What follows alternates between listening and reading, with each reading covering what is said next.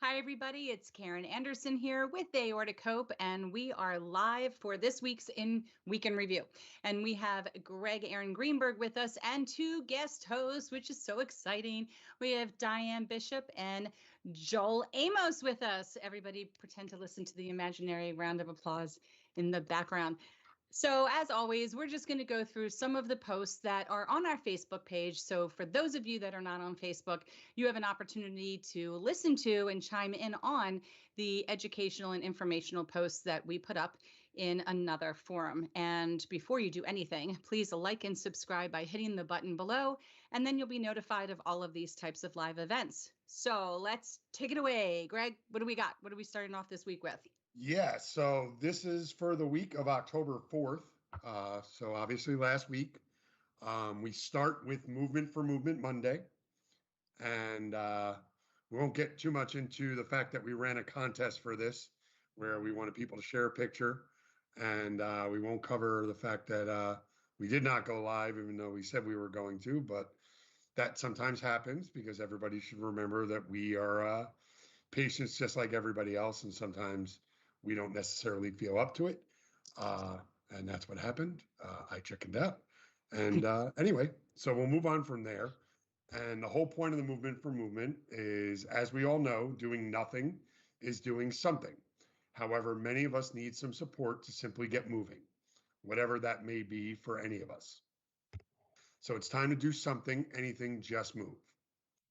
As always, we want you to follow your doctor's orders, do whatever he or she has cleared you to do. This can be sit and fold laundry, walk to the mailbox, walk around the mall, stroll outside, walk around the inside of your home, try the stairs. Whatever you do, just move. Get moving, folks. Once again, whatever you're clear to do will be good for you.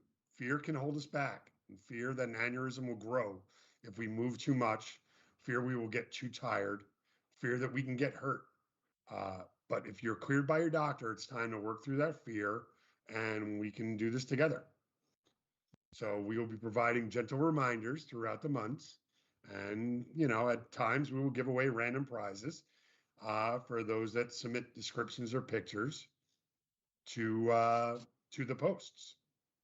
So I will start this off. And since Joel is first time here, I will ask Joel. Joel, how do you get moving? What sort of activity do you do? I start by getting out of bed. That's really helpful to, really get where you need to go. But in all seriousness, I am extremely limited. I can't lift more than 10 pounds. The word exertion, do not do it, was used by my doctor, but it is okay to walk. So it is something that's quite enjoyable. Thanks to Spotify and iTunes, I customize nice playlists to keep me going. Tunes I haven't heard in a long time, whatever it takes to kind of keep you moving. And I try to do, if there's an ailment or something's wrong or I got sick, I'll start back at about 10 minutes, 15 minutes. I never try to go more than a half an hour to an hour, but the key is always just listening to your body. I think all of us at this point, after several years since our dissections and aneurysms and various ailments, probably know our bodies better than anyone else other than our surgeons. And so, if I start feeling a little tired, a little winded, I know it's time to stop. Even if it's only been 10 minutes, 15 minutes, but you know what? 10 minutes is a victory because 10 minutes is better than nothing. So I walk whenever I can. I was really lucky in the early stages of the pandemic when we didn't really know when or how the virus was transmitted. People were scared to go outside. I was lucky, and a very good friend got me a treadmill. So now I feel like I have absolutely no excuse. It's right in the basement, and even if it's raining or snowing or cold or hot, it doesn't matter because that treadmill is down there, and it's nice. It monitors my heart rate. So I can also like keep an eye on that, which is also important. You want to kind of take stock of yourself as you're exercising as well. Be aware of your body again and listen to that body. So it's been very, very helpful. And also, an unforeseen benefit is it lifts your spirits. I think it's really easy to get down, to get in our own heads with our ailments and worry and be concerned.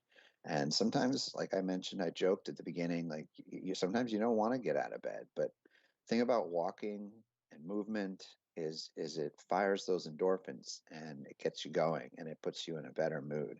It might not put you in a good mood or a great mood, but it's going to put you in a better mood. So movement is the key on a myriad of levels. Fantastic. Karen? Well, one of the things I want to talk about is how this initiative even got started, and it's just coincidental that we launched this in January before the pandemic became the pandemic, before we were shut down. And so one of the great things about this movement was that we tend to hear in the community often that people, they do get shut down. They do end up succumbing to fear of moving in any way, shape, or form, especially after surgery, and also especially if they're in a watch and wait. They get into their heads, kind of like Joel was talking about. So we knew that something had to happen, something had to change, and we had to be the catalyst for this and do it with the public. So the Movement for Movement was launched in 2020. And then all of a sudden we got stuck at home. So we would go live, we would walk with people, we would talk with people as we were walking through our homes, trying to make it a little bit more interesting. And it kind of seemed to take off. And for me, it's did I do any movement yesterday? No, I did not. If going to get a blood test and freaking out is movement, then yes, I jumped and I moved very rapidly in a short period of time. And then I came home and was in bed. And for me, that was nursing a PTSD experience. So that was good for me. It's what I needed. But today I've definitely been putting in the movement because I've had to take care of some errands. But I also know for me that I try not to do so much movement in one day because then I'm down for the count the next day. So Joel made a very good point, and it's an obvious one, to listen to your body. And whether it's changing out closets due to the seasons, which I know that two of these individuals don't have that necessarily that are on this panel today, but that's a pretty tedious task, switching out your closets from seasonal clothing or just doing spring or fall cleaning. But all of that is getting your heart muscle to beat. And that's something that every doctor would say is important, is to exercise that muscle.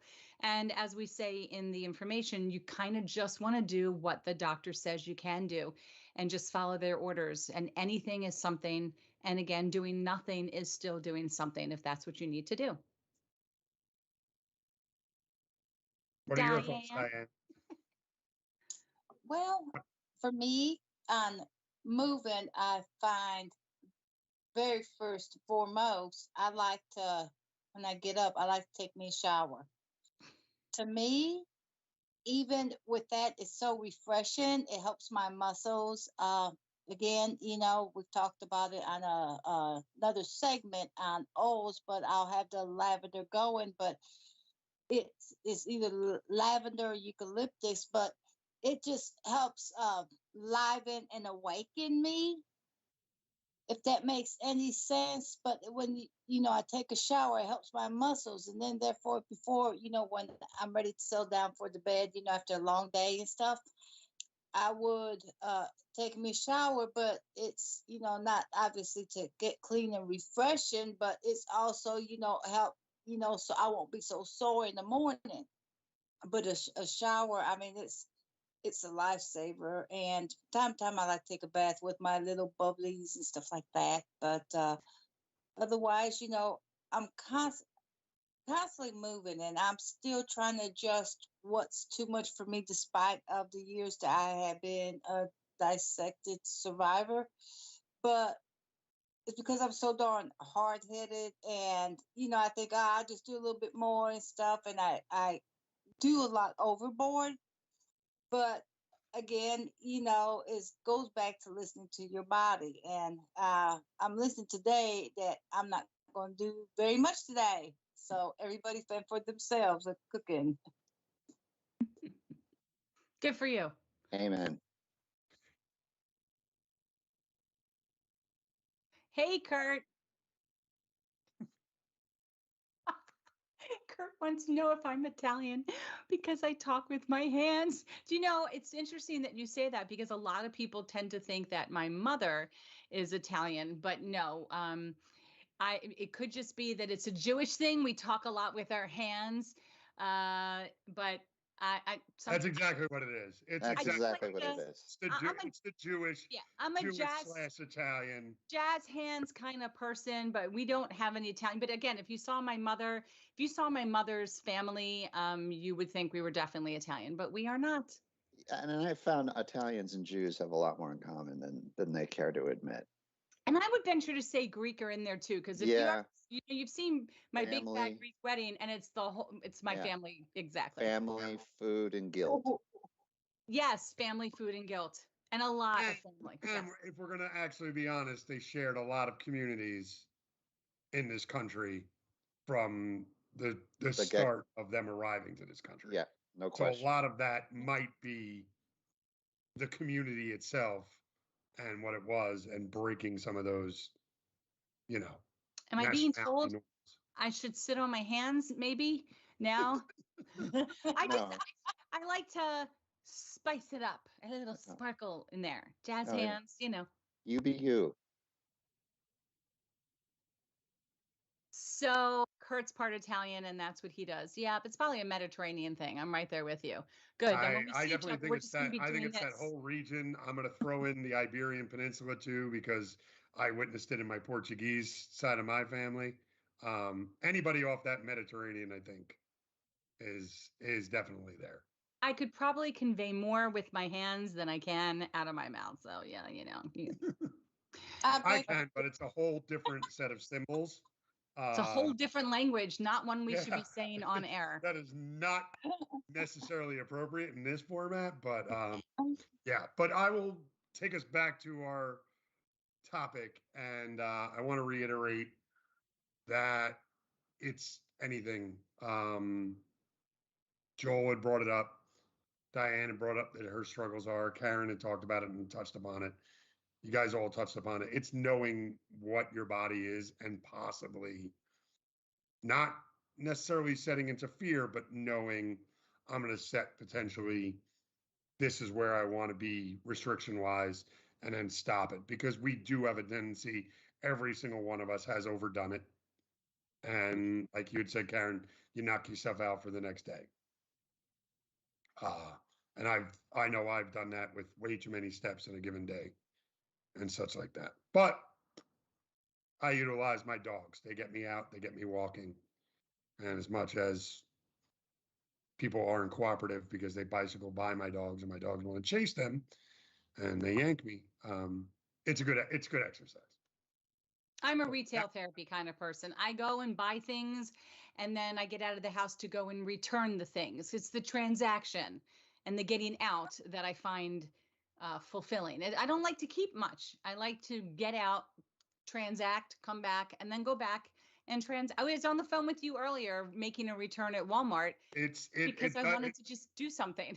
I've been on the phone for 7,000 returns over the years. Yes, with me. Yes. Sheer amount of returns.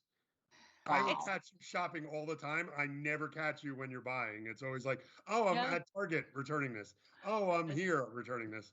The buying that sticks with me is the ones that happen at like 1:30 in the morning that I don't remember till days later when it arrives in my house. When it arrives from Amazon, yeah. I know. Oh my God. Yeah. It's so crazy, y'all, because I get packages like 2-3 days later, don't remember ordering the stuff.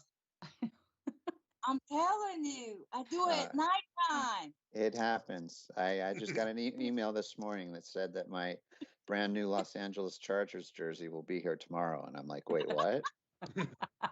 When did I order a Chargers jersey?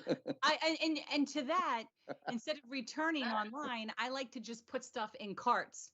Oh, I like that. I'm going to put it in the cart. I don't remember that I did it. And then I go back, I'm like, why is there 4 things in this Target online card ad? I don't even remember looking at any of them, but Which I've been on the phone for that too, where yes, you Karen have. has added something that's necessary. And she's like, how is my cart $274? I just added a $20 item. And she's like, oh, there's like 4 things I left didn't in the cart know. from the previous time. Couldn't remember. All right. All Topic right, we're going to Tuesday. move on to Topic Tuesday. Karen, I think you're going to take this because I am. So yeah, and I printed it off. So you're going to watch me look down to read it. But so one of the complaints and the questions that we often hear in the community is discomfort that happens after surgery. And without reading this post in its entirety, but I would think we would all agree that there's been a level of uncomfortability with any kind of surgery. And this can be anything that you have done that involves the torso or the upper body. And this kind of pain tends to situate itself in the upper body, whether it's the chest, under the collarbone, or shoulder blade. But the pain that comes with this, okay, sternotomy, sternotomy, nailed it. sometimes can be a little unique because remember, people are putting gas, air into our body cavity to help them when it comes to surgery, whether you're having abdominal surgery or you're having a sternotomy. But we're not medical professionals, so please discuss any discomfort that you might have with your own physician.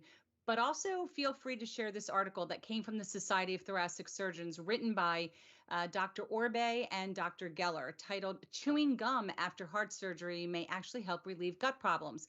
And this article is actually a first of its kind study that examines the impact of sham feeding, they call it, on the recovery of a patient.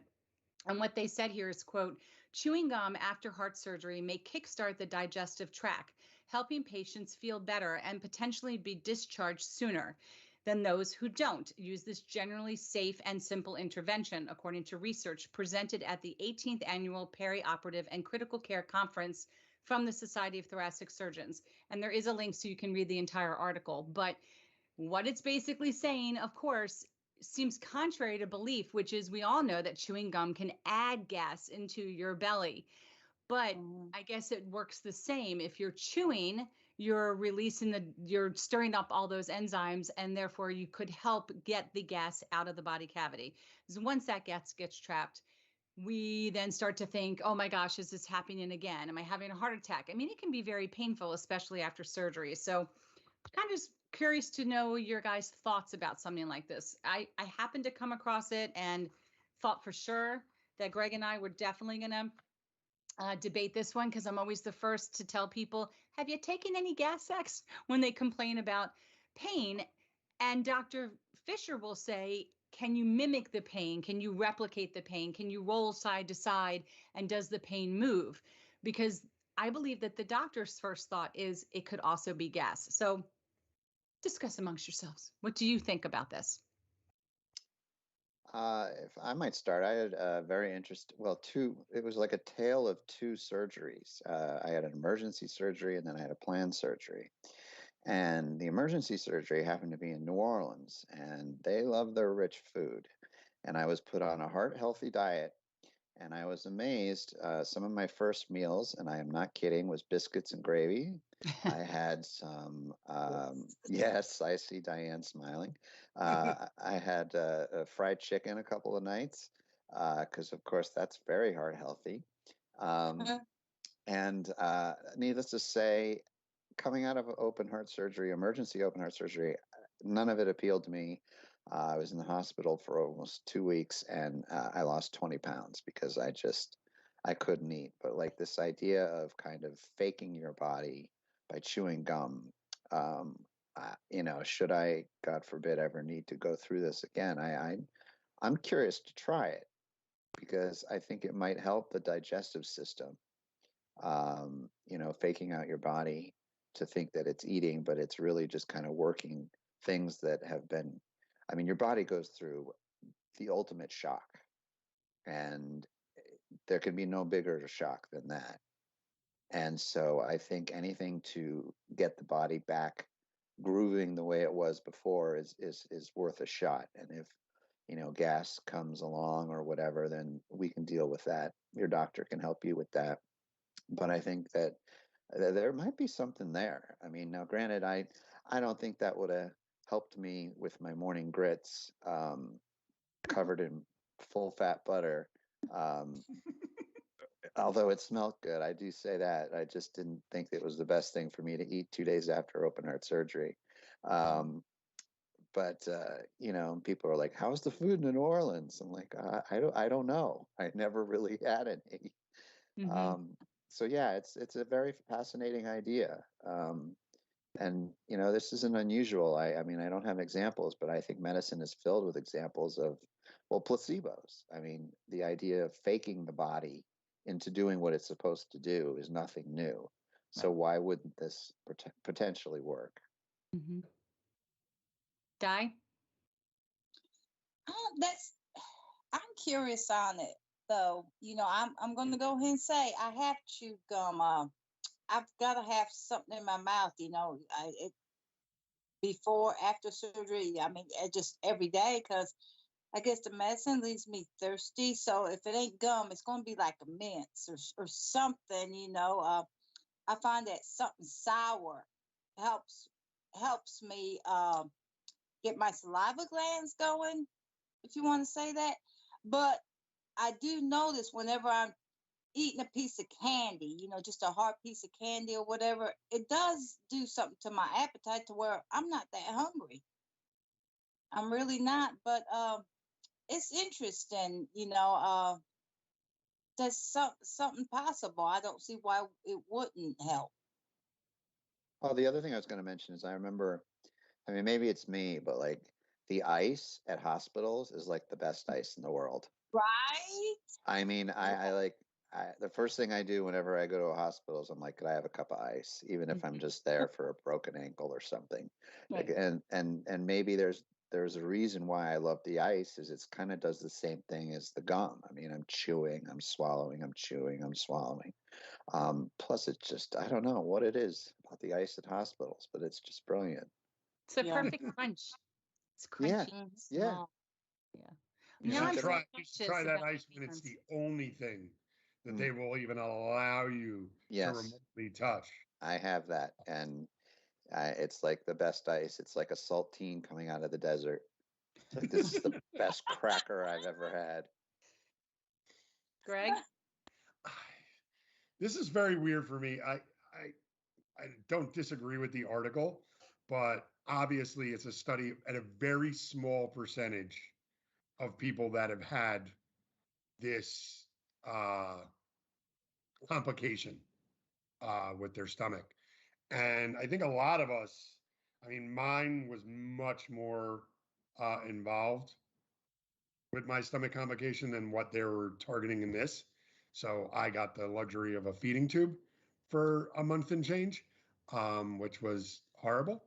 I would not have been given gum or anything like that. But I would like to see someone really tackle what goes on with even our craving of eating, the real challenge that it is to eat at all post-surgically. And that's really what I would like to see, because we all know none of our appetites were where they could remotely be for a while. I mean, I literally ate a bite of a hamburger every hour for a course of days, and that was it, because that was all I could stand at a given moment. So that's where I would really like, but it's encouraging that they're tackling, especially with heart surgery, like this idea that the gut and digestive health and getting everything going the way that it should, because that's only going to result in figuring out how we can get to eating our appetites back as quickly as possible. And maybe we won't have those giant fluctuations, like Joel said, where suddenly somebody's in the hospital for a week and a half and they drop 25 pounds. Well, one of the things I do want to read, because I just pulled up the article, it did say, and I'm quoting, prior to the study, there was no previously published studies looking at the use of chewing gum in cardiac surgery patients, but they found that it may accelerate the return of gut function.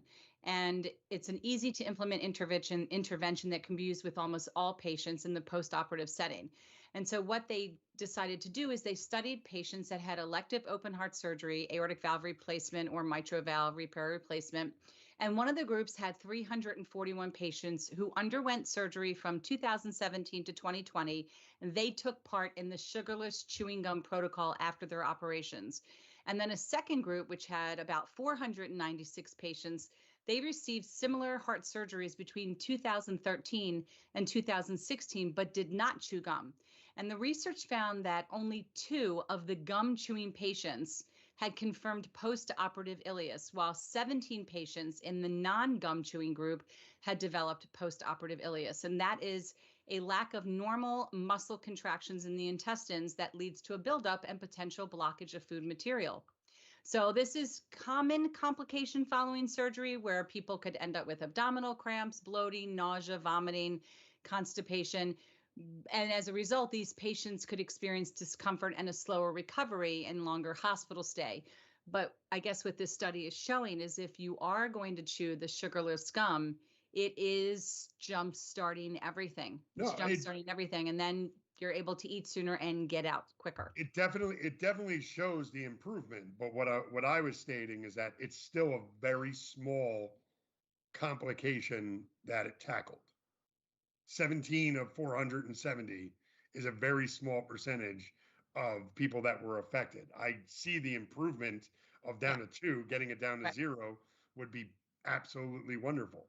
The complication, they said, happens in almost 6% of patients. So it is a very small complication. But yeah, kind of I was interesting. just saying on a wider spread, I would like to see, this is the greatest thing in the world if they're going to actually start to look at the gut problems that heart patients necessarily have, because I think that tackling appetite and the ability to keep food down, I know that was a struggle for me, and I didn't present with what this classification would be.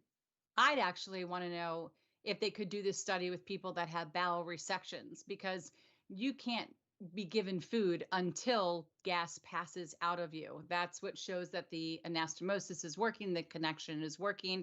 Once you get that little sound to come out, they will give you food. So if I would have known this, I'd been chewing, I would have chewed a pack of gum, because sometimes that it doesn't kickstart for what can be 4 or 5 days. And 4 or 5 days on an NG2, being very aware of the situation. I mean, eventually you're no longer hungry, but if you could eat sooner, I'm all about eating. So sooner the better. Okay. With that, we will move on to Therapeutic Thursday. And I know this is near and dear to all our hearts because I know enough about each person's personal life here. But it's Therapeutic Thursday, and nothing compares to the joy of coming home to a loyal companion. The unconditional love of a pet can do more than just keep you company. Pets may also decrease stress, improve heart health, and even help children with their emotional and social skills. An estimated 68% of U.S. households have a pet, but who benefits from an animal? And which type of pet brings health benefits? So below will be a link to the article from the NIH News and Health called "The Power of Pets: Health Benefits of Human-Animal Interactions." And scientists are looking at what the potential physical and mental health benefits are for different animals, from fish to guinea pigs to dogs and cats. And here I will start with Diane. You talk. I know you have a puppy, Sarge, at home. Mm-hmm. I have a pet zoo. You come my house and friends get in for free. I won't charge admission, but I have a white German Shepherd, huge German Shepherd, 120 pounds, and a Maltese. I have a turtle that I found, and his name is Maui, and he's big. And then I have a fish tank that I find with like just shark, and I got some eels in there. It's real cool. But and the coolest thing, Greg, and I have got to introduce and maybe one day I could have her on the show. It's a talking great African gray parrot. And many of y'all know that them parrots are very smart. They will talk back at you. They will mimic. Cleo will rap. Cleo talks too much. I mean, the kids one time had a party. No one's supposed to be in the house, and the bird started calling people's name, and started the rapping and all this other dance and stuff. It's just like, hold on now, And I put two and two, and she will tell. But to me, any kind of animal it's like comforting to you. It may be crazy, y'all call me an animal lover, but my dogs, I mean, I actually take my dogs to McDonald's to go get him a hamburger. I just interact with them so much, and the more you interact with your pets, the smarter they are, and you know that, Karen. Mm-hmm. You know that Oh, yeah. very much. They're so loving, they're comforting, and when I'm sick, my dog knows when I'm sick and when I'm not feeling good. And what's a lot of people don't realize, they use therapy dogs. They use therapy dogs for cancer patients and other illnesses, but I've seen dogs in the hospital to comfort people. They are dogs, they're called support dogs, that can detect when somebody's going to have a seizure, diabetic. They're trained for this. And animals are very useful. They really are. I mean, I've heard of a horse in a hospital. And it's as crazy as it is, it's very therapeutic. They're helpful. Only thing that I must say is, yes, it can be time consuming, because you do got to take care of them. You got to clean up after them, which all mine are housebroke, and you got to know your limits on how much you could take. But it's very beneficial to have an animal, and like I said, people are using them. Good to go. What about you, Joel? What are your thoughts? I don't have a lot of, well, I don't want to say it's a fond memory, but I had a Shih Tzu named Benny when I came home from New Orleans after my emergency dissection, and he knew when I was upset. He knew something was wrong. My greatest fear, though, is I was sleeping, and he used to like to jump on the bed and climb up me, and I was like, not here, just don't do it here. Mhm. But there are times where you break down and sob. I know we've all been there, and the way that he would just kind of spoon me, or I'd spoon him, I guess, and just push into me, it lessened the sorrow immensely. And there's a reason why they bring therapy dogs to nursing homes. I mean, they know it extends people's lives. It lowers blood pressure. It's nothing but a positive. I mean, if, of course, like Diane said, if you can take care of them, that of course is the key. Right. But I will never ever forget that. And sadly, before my second surgery, Benny passed. And I would say that even though it was a planned surgery, so it was less invasive, um, it was harder. It was a harder recovery because there wasn't an animal there. Um, and now we have a 2-year-old golden doodle, and a pandemic is stressful, and I can't. I can say 100% that she has really made it bearable. That she knows when we're stressed or we're feeling cabin fever or whatever, and she's just a goofball. And the greatest thing that could have happened, we got her 4 months before COVID hit, and the timing couldn't have been perfect. So yeah, I'm a big believer in that, and we too have a fish tank, and there is something very placid about a fish tank. You get the bubbles and the quiet and the fish slowly moving, and it's very peaceful. It's very zen. There's something to be said for just sitting there and staring at a fish tank for 5-10 minutes, for just kind of lowering things and centering yourself. So I think whatever it is, whatever animal you are partial to, it's nothing but a good thing. Right. Karen? Yeah, my dog is about 120 pounds too, and she is Cujo with anybody that comes to the house. So she's just adorable and sweet and wonderful. When we're in the house, outside the house is another story. And we did get her 2 years before I had the dissection. So I've never really been able to walk her except briefly because if she pulls, that's like a bullet out of a chamber for me. And I know one of the most beneficial things about having a dog that's not designated a therapy dog is that you do have to walk them, and that is providing a sense of exercise.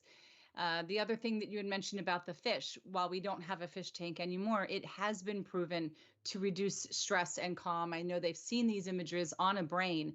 There's something about watching water and just the fluidity and the motion, and the bubbles, the sounds. It's very sensory driven, and it is very calming.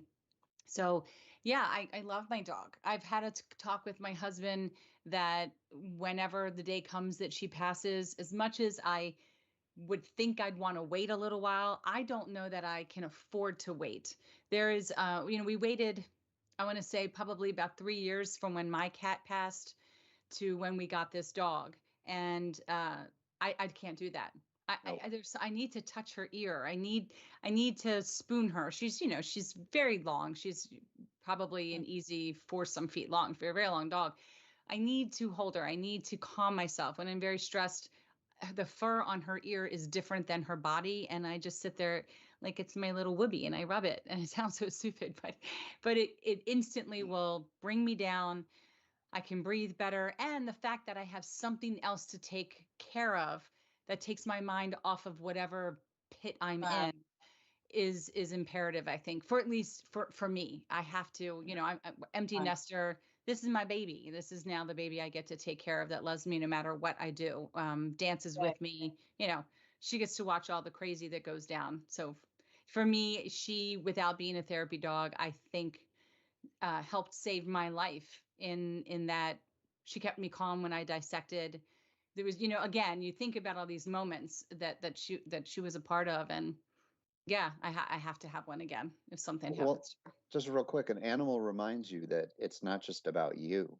Yes, that's right. You're right. It gets you out of your head. I mean, I can't imagine sitting in the house if she wasn't around. I don't just be sitting there. I talk to myself all day, but now I basically talk to her all day long. I don't know what I would do. I think I would become very depressed. But I know there's plenty of people watching this that don't have pets and they are very happy. And that's great. But I think once you've had one, it becomes very difficult. You see the benefits and what that does for you when you have something like this. So, yeah, that's my thoughts. Very nice. Who? I'm sorry. Kurt. Kurt. We're sorry you that had a you lost your 14-year-old cat, Kurt. Yeah. Yeah. That's a tough thing. I mean, you get a long life with them and everything like that. I can definitely make a testament to what Joel said about coming home dissection wise. I did not have my dogs then, but I had my cat, and she was very, at the time, ruled the roost of the house. And where you were concerned about the chest, my biggest struggle was she would bite my brand new stumps like nobody's business when I first got home. Like I just gotten home, they were still wrapped, and you would watch her walk over to my feet when I was in the bed, and the mouth would open, and right on the stump. I don't mean to laugh. It's not funny. It's so horrible. It was agonizing, but like at the same time, I know that was the only way that she could. Cats are very weird animals, so they can get very mouthy when they're happy you're there. I know she knows I was gone for 3 months, So that was her being as loving as can be. Yeah. She just would pick the worst spot on me to do it. And I don't know if it was just that she was attracted to the sock or the ace bandage wrapping that was around it, but she would just chomp. And I could feel the pressure of the tooth. It's like But she out was of a very Mel good. She would Brooks jump on my movie. chest, which was, she knew that that was like a no-go, but the feet were fair game. But I've had the two dogs since for the last couple of years, and everybody that's watched us regularly has heard me snip and tell them to stay quiet as they barked and Lacey. misbehaved while we've been live. Today they're actually very quiet and napping. You might actually hear faint snoring in the background, but this time coming home from surgery last year was very different to have the two of them. And we had some struggles, obviously, because they were used to me walking them. And they had to understand that, like, for that first month, I wasn't going to be the one, like you said, Karen, two physically strong pit mixes. I can't have them pulling me. And especially with my challenges with my feet in the first place, I don't have the greatest balance in the world. So that's even beyond just my chest. That's a concern in the first place. But like you guys all said, they're in tune to when we're feeling what we're feeling. Oh yeah. Mm-hmm. And from that, Thank you, Kurt, for sharing. Yes.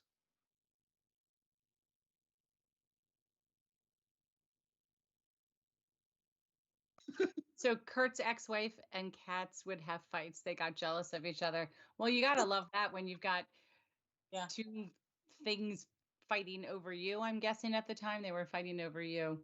I think everybody has some level of that dynamic in the house where the pet might have one favorite and might dote on that person individually and kind of give attitude to the other. That's because that person sneaks a treat when the other one's not looking. Let's be real. They're sneaking something out of their pocket, like a little piece of ham or something. But I got a dog that actually glances back to make sure that I'm watching her. If she's paying attention to somebody else, she's like, you could have this love, but you don't have it right now. And I get that look, and it's out of the corner of her eye, and I'm like, she's purposely making eye contact with me while she's showing affection to somebody else to let me know that I'm not paying attention to her.